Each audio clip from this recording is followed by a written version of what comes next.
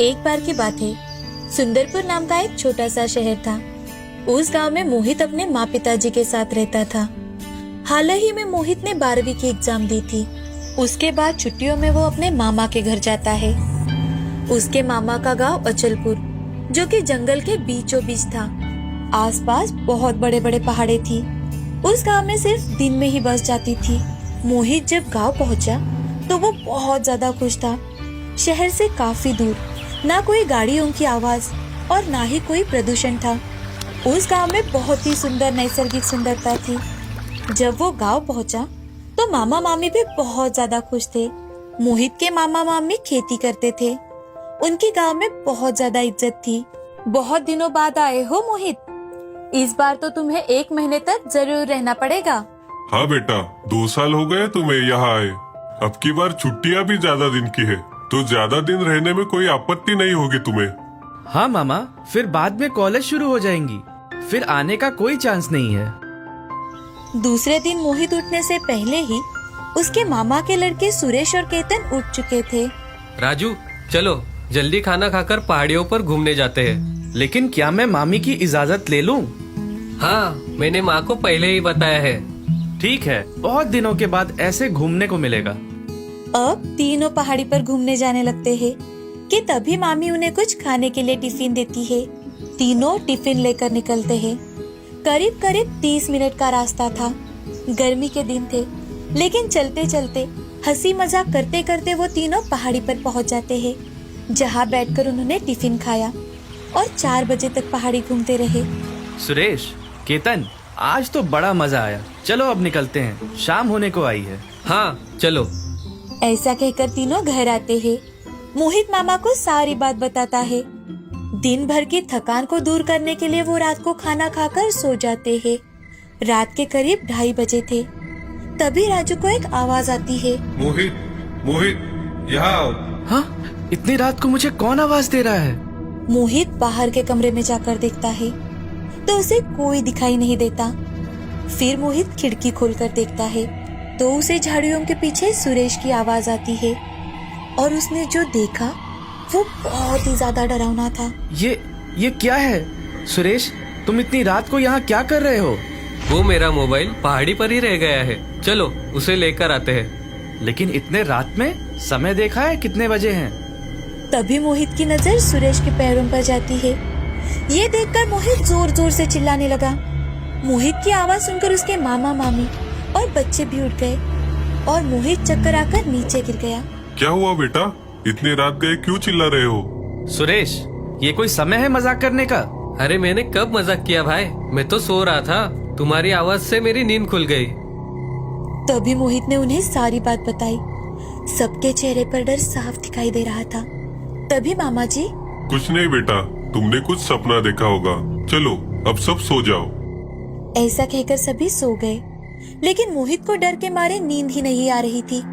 वो रात भर सुबह होने का इंतजार करने लगा। सुबह उठने के बाद मामा ने उसे पास बुलाया और उससे, मोहित, रात में तुमने जिसे देखा वो एक पिशाच था। मामा की बात सुनकर मोहित और ज्यादा डर गया और वो अपने मामा से, ये पिशाच क्या होता है? गांव में एक पिशाच है।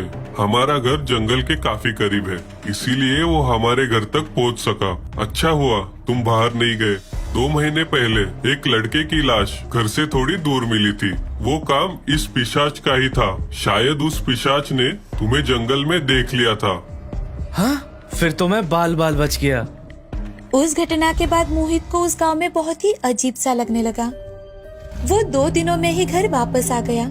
आज भी जब मोहित को सारी बातें याद आती है, वो बहुत ज्यादा डर जाता है और मामा जी के बुलाने पर 10 बार सोचता है। रमन एक मनचला, उदंड, बदतमीज और आलसी लड़का था। वो किसी की बात नहीं सुनता था। रमन के पिता ने उसका स्कूल में दाखिला करवाया था, लेकिन जब भी वो स्कूल में जाता तो लड़कों को मारना पीटना, लड़कियों को छेड़ना, यही उसका काम था। एक दिन स्कूल के प्रिंसिपल से एक लड़की, सर, आज फिर से रमन ने हम लड़कियों का रास्ता रोककर हमें परेशान किया। प्रिंसिपल बेल बजाते हैं और प्यून अंदर आते ही, नरेश, उस रमन को अभी के अभी यहाँ बुलाओ। प्यून रमन को बुलाने के लिए वहाँ से चला जाता है। अब रमन प्रिंसिपल के ऑफिस में आता है। सर आपने बुलाया? रमन की शिकायत करने वाली सारी लड़कियां वहीं पर खड़ी थी, तो उन्हें देख रमन उनकी ओर गुस्से से देख रहा था। तो प्रिंसिपल सर, रमन ये क्या चल रहा है तुम्हारा? रोज तुम्हारी कोई ना कोई शिकायत आती ही रहती है। अगर ऐसा ही चलता रहा तो मुझे तुम्हें स्कूल से निकालना पड़ेगा। अब रमन को और भी ज्यादा गुस्सा आ जाता है। वो गुस्से से ऑफिस से बाहर आता है और सारी लड़कियां बाहर आने की राह देखने लगता है। जैसे ही लड़कियां प्रिंसिपल को थैंक यू कहकर बाहर आती है, तो रमन, प्रिंसिपल से मेरी शिकायत करोगी? देख लूंगा तुम सबको। याद रखना, रमन से पंगा लिया है तुमने, रमन से। रमन की बात सुनकर लड़कियां वहां से चली जाती है और रमन भी गुस्से से लाल होकर स्कूल से बाहर निकल आता है। वो गांव में भी लोगों को हमेशा ही परेशान किया करता था।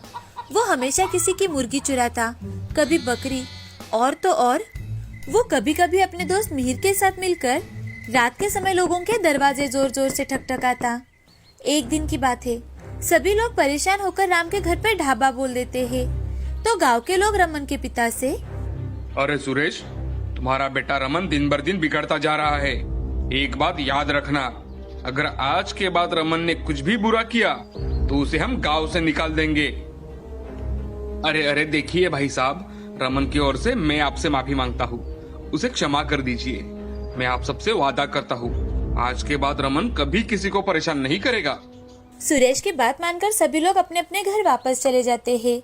जैसे ही रमन घर आता है, तो रमन के पिता सुरेश से डंडा लेकर जोर जोर से मारने लगते हैं। तो रमन, अरे अरे पिताजी, लेकिन आप मुझे क्यों मार रहे हो? क्यों मार रहा हूँ? अरे गांव के लोग तुझे गांव से बाहर निकालना चाहते हैं। जब से तू पैदा हुआ है कभी मुझे चैन नहीं मिला है आज तक। चले जा मेरे घर से। नहीं जी, ऐसा मत कीजिए, मेरे बेटे को घर से मत निकालिए। अब रमन घर से निकल जाता है।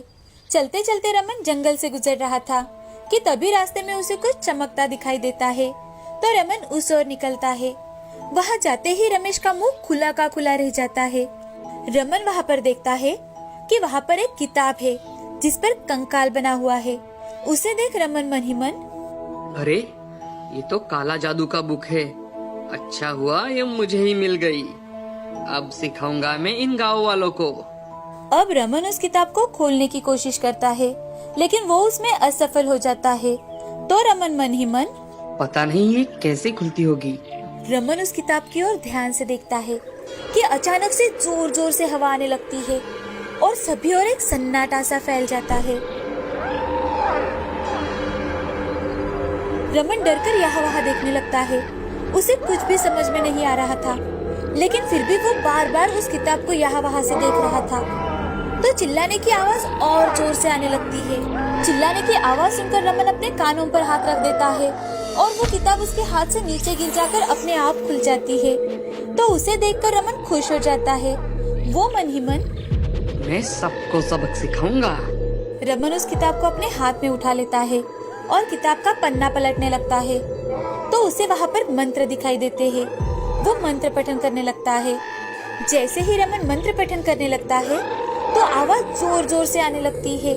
तभी एक भयानक आत्मा की आकृति वहाँ पर दिखाई देने लगती है। उसे देख रमन और भी ज्यादा डर जाता है। वो आत्मा रमन से, सुरेश, आज तुमने मुझे आजाद कर दिया है। अब मैं तुम्हें नहीं छोड़ूंगा। आज के बाद तेरा शरीर मेरा हो चुका है। रमन बहुत डर रहा था कि तभी आत्मा रमन के शरीर में प्रवेश करती है और गांव की ओर जाने लगती है। तो गांव में गाय, बैल, मुर्गियां, बकरियां जोर जोर से चिल्लाने लगती है। तो गांव के सभी लोग जाकर क्या हुआ ये देखने बाहर आते हैं। बाहर जोरों से हवा चल रही थी कि रमन एक अलग ही आवाज निकालकर लाल लाल आंखें और अलग ही चाल ढाल के साथ गांव की ओर चला आ रहा था। उसे देख गांव का एक पहलवान, रमन, बदतमीज कहीं के, आज फिर से गांव वालों को सताना शुरू किया तूने। रुक, अभी दिखाता हूँ तुझे। पहलवान रमन की ओर भागता है। तो रमन के शरीर में बसी आत्मा अपने हाथ को लंबा कर पहलवान को उठाकर दूर फेंक देती है। उसे देख सभी डर जाते हैं। अब किसी को कुछ भी समझ में नहीं आ रहा था। उसी गांव में मिहिर नाम का एक शूर, होशियार इंसान रहता था। जो किसी भी परिस्थिति में शांतिपूर्वक सोच विचार कर काम करता। तो मिहिर ने रमन का निरीक्षण करना शुरू किया। वो क्या कर रहा है, कहाँ जा रहा है, क्या खा रहा है। उसने उसका 2 दिनों तक चुपचाप छिपकर पीछा किया। वो कब जंगल में जाता है, कब गांव में भेड़ बकरियां खाने के लिए आता है। उसमें ही उसे पता चला, अच्छा, तो ये भूतिया किताब है। रमन के अंदर जो भी आत्मा है उसकी जान उस भूतिया किताब में है। मुझे कैसे भी उस किताब को जलाना पड़ेगा। जैसे ही वो किताब जल जाएगी, रमन उस आत्मा के चंगुल से मुक्त हो जाएगा। मिहिर दिन रात रमन का पीछा कर रहा था और यहाँ दूसरी ओर गांव के सभी लोग मिहिर से सलाह मांगने के लिए यहाँ वहाँ उसे ढूंढ रहे थे। अब सुबह हो जाती है और रमन गांव में आकर सभी लोगों को इस बारे में सूचित कर देता है। साथ में ही वो गांव के बड़े बड़े पेड़ों पर जाल बिछा देता है ताकि कुछ वक्त के लिए वो उस आत्मा को गांव में ही रोक सके और मिहिर जंगल में जाकर उस किताब को जला दे। अब मिहिर और गांव वाले लोग रमन को जाल में फंसा लेते हैं। वो बहुत झटपटा रहा था, बाहर निकलने की कोशिश कर रहा था कि तभी रमन अपने साथ कुछ गांव वालों को लेकर जंगल की ओर निकल पड़ता है और उसी जगह जाकर पहुंच जाता है जहां रमन ने उस किताब को खोला था। वो यहाँ वहाँ देखने लगते हैं तो एक पेड़ की डोली में उन्हें वो भूतिया किताब दिखाई देती है। तो मिहिर उसे वहाँ से निकालकर जलाने की कोशिश करने लगता है कि तभी रमन को हो या वो आत्मा वहाँ पहुँच जाती है और जोर जोर से चिल्लाने लगती है। वो चिल्लाने की आवाज सुनकर सभी गांव वाले डर जाते हैं, लेकिन मिहिर बड़ी ही होशियारी के साथ और निडरता से उस जादुई भूतिया किताब को जलाकर राख कर देता है। जैसे ही वो किताब जलकर राख बन जाती है, रमन उस आत्मा के चंगुल से मुक्त हो जाता है।